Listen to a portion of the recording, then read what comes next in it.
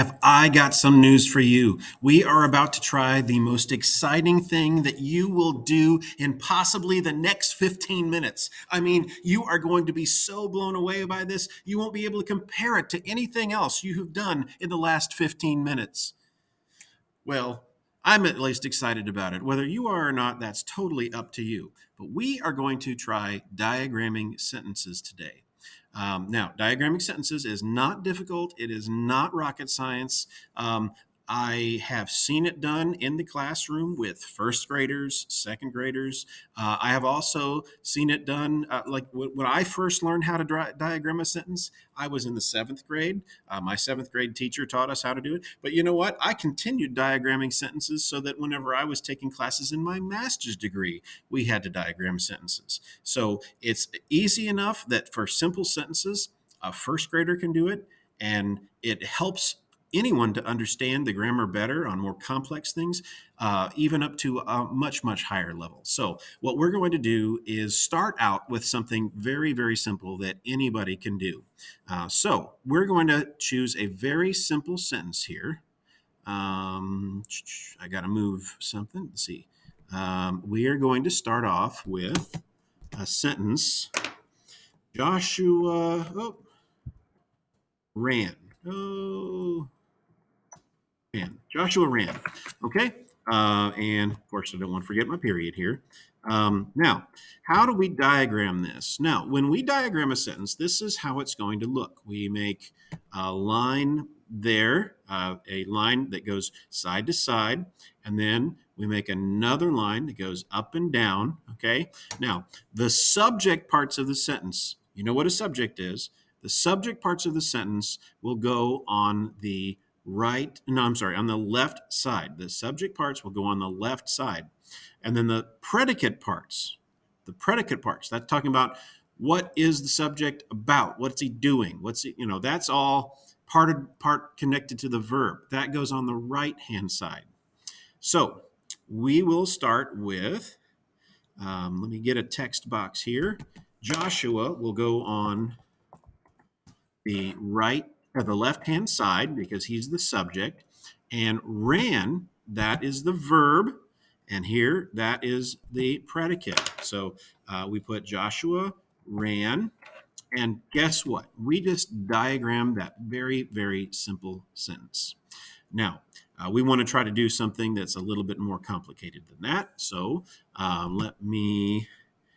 let's delete, and delete this here, and let's try something a little bit more complicated. Let's try this.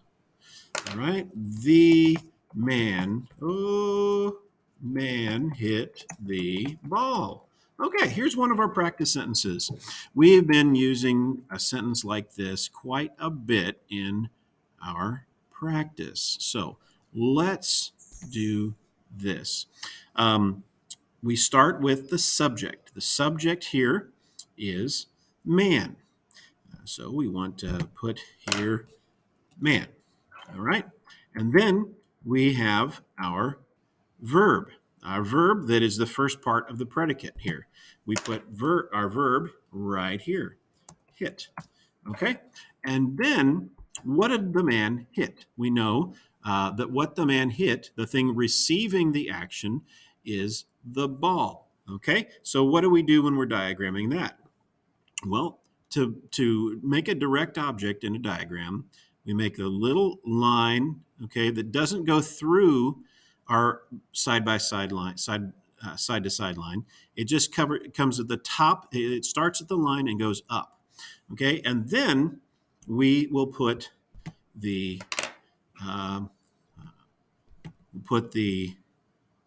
direct object there. So the direct object we have is ball, okay, and then what we do. Now we have a couple of other words here. We've got a the and a the. Now, the is an article.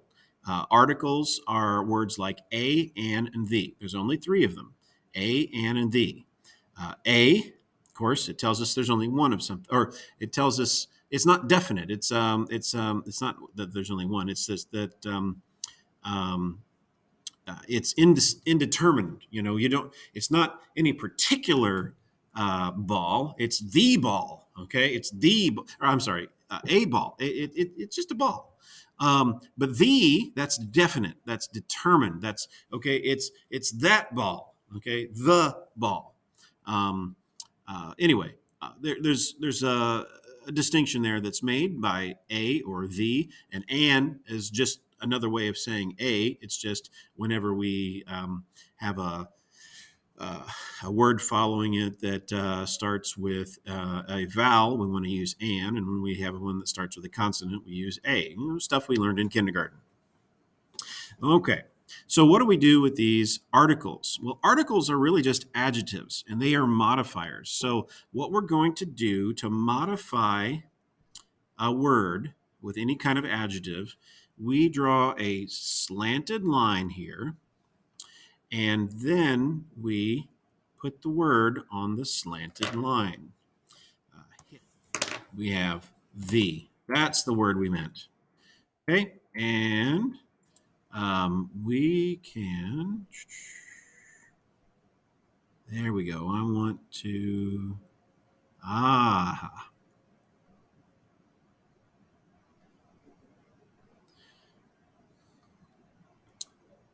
That's what we're going to have to do. So that is how we would diagram the man hit, and we're going to do the same thing over here with the ball.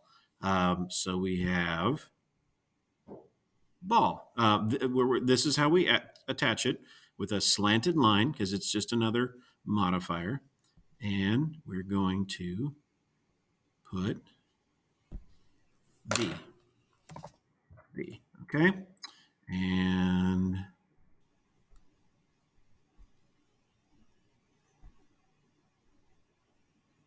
is it going to let me? Ooh, that was interesting.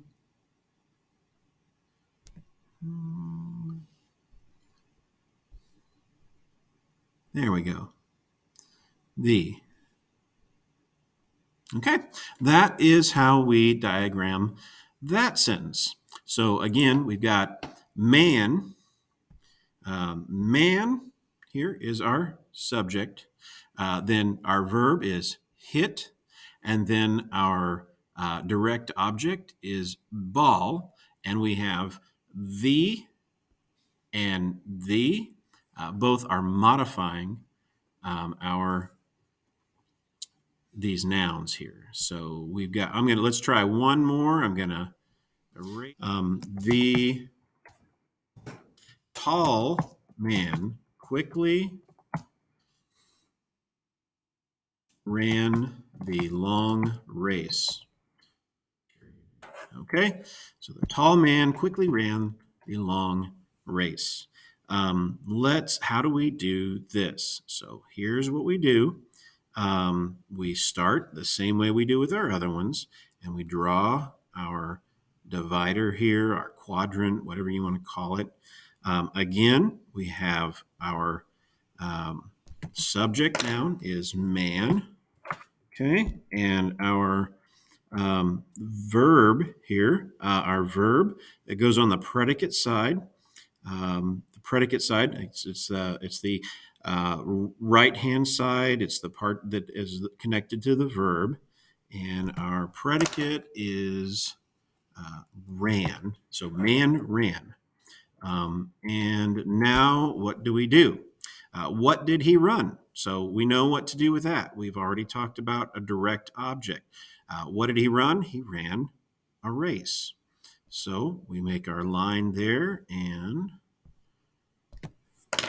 we put race here. Okay, now for our other modifiers here, we've got more words. We've got the, we've got quickly, we've got the, and we've got long. What do we do with those? So we will do the same thing as we did before. I'm going to extend that out a little bit more. So the, I'm going to go ahead and write it. It may be easier than trying to the, and then tall, tall. Both of those words are adjectives and they are modifying man. Now we know some more adjectives. The and along are both adjectives. So we will connect those to race. Those are describing the race. So the long, the long race. Now the last one, quickly. What do we do with that? Well, let's think about what does an adverb do. Quickly here is an adverb. Okay. What does an adverb do? What is it modifying? It is modifying ran. It's telling us how he ran.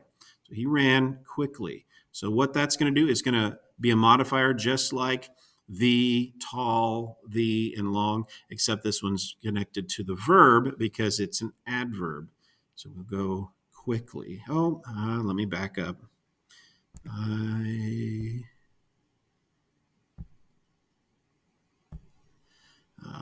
I may have to erase it here. Okay. Right, and we've got the ran quickly. Okay. Now I want to do one more practice here, and let's just keep part of our sentence here the way it was, and just change it up a little bit. Instead of saying the long race, I'm going to change this so that it says ran to the store. Oh, there we go. To the store. So how do we do this? We have here a prepositional phrase, which we have seen our bell ringers about that. We put that there in parentheses, this prepositional phrase.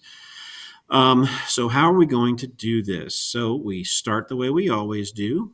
We put our little quadrant here, and then this first part is going to look the same as it did before. So we have man, we have the, we have tall, and we know that ran is the verb. And just like we did before, quickly.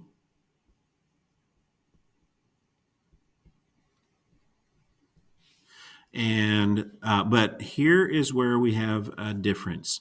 See, we do not have a direct object here. It's not telling us he ran a race. Instead, we have a prepositional phrase. That is not a direct object. So what we do with that, when we have a prepositional phrase, we kind of go down like when we have a modifier, like an adjective or an adverb, but then we go across like this, because prepositions have objects. So the preposition goes on this line here. We got to, and then store goes this way, this noun, to the store, and then store is modified by the. It's not just any store. It's not he ran to a store, he ran to the store. So we put the here. And so that is how we do a prepositional phrase. Hope you've learned a lot with this. Let's get some practice in the classroom. And I hope that it was as fun for you as it was for me.